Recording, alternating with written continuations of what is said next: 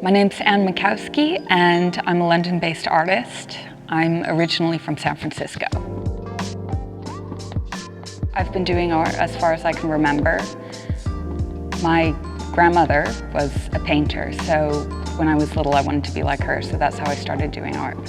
I started earlier on using oil paints, which I think give you more freedom to sort of change the painting as it goes along. And then I started to get interested in inks because they're so permanent and you have to adapt to the material that you're using because you can't erase anything.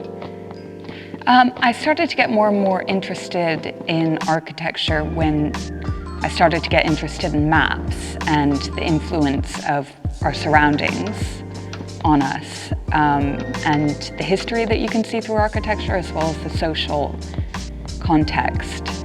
So I began to get interested in architecture, how architecture is portrayed in maps, and how we map our own individual worlds, and how that's different from person to person. So I've been interested in Barcelona's architecture and history for a long time. So when I wrote to the Open Call, I really wanted to do an exhibition by mapping a particular street in Barcelona and seeing the connections through the wires and the architecture of how the people in the street communicated with one another. So following electrical wires, clothing lines, washing lines, telephone cables.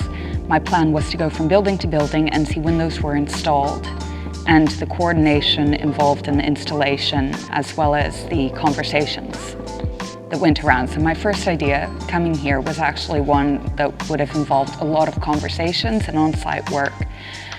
When the coronavirus hit, everything had to change.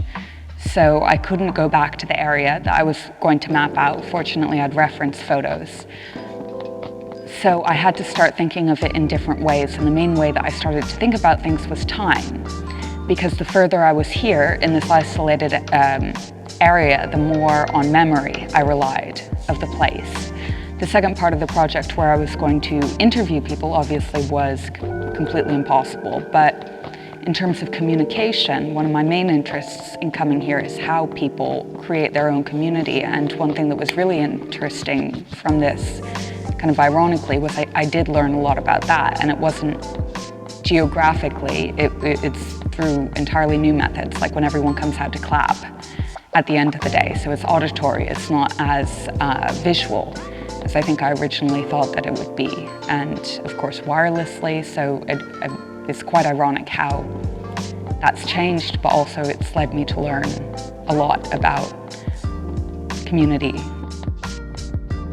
Yeah, I always go out because, I mean, first of all, one wants to applaud the healthcare workers as well as the delivery people and the municipal workers, but also because that's evolved over time. So in the beginning, people came out and they just clapped, and then one person started playing music, I suppose because they do in Italy. Next day, a couple other people play music, and now it's gotten to this thing where it's an entire 10 minutes of people playing different pieces of music to each other and clapping in different ways and banging on pans. And I think it's, for everyone living in apartments in the area and these flats, it's a way to communicate at the end of the day and just sort of mark the passage of one more day in quarantine. So as my stay here progressed, the way I remembered places and the way I documented them and the way that places physically were all became kind of a mess and a tangle in my mind. So as I began to rely more and more on memory, when I went back to my reference photos, I really began to respect and come back to basics, whereas my work is generally full of a lot more color or variation, and I usually have a lot more freedom. Coming back to those three basics became really important through this project, so I wanted to preserve that. Also the continuity, the ability to separate different elements of the project. So I began to think of the lines in three different ways. The first, the red, was the actual physical trajectory of my walk. So the red threads combine the different parts of my walk as they go across the gallery. The yellow one represents more the spread of the virus and that coming full circle. And for the blue, that's time. That's the way I think of time.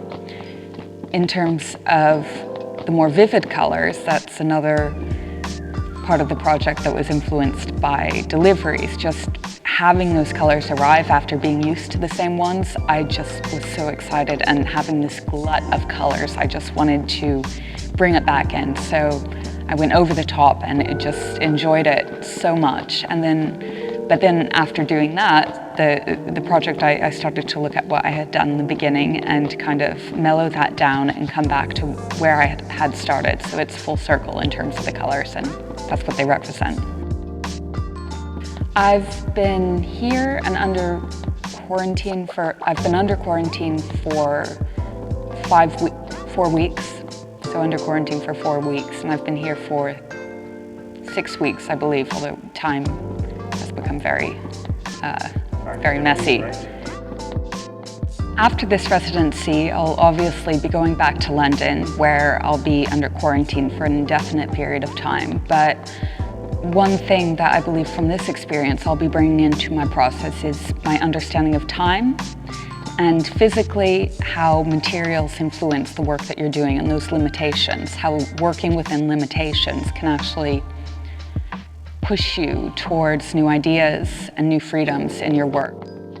It's been amazing to be in Espronceda during this time, and actually, in part because of the confinement, getting to know my fellow artists and the influences of them. And there have been so many influences from the other artists, just a combination of ideas from people all over the world, and being inspired by the way that people work. So there's a big digital component of a lot of the artists' work around here, and simply understanding more about the possibilities there has been really, really enlightening.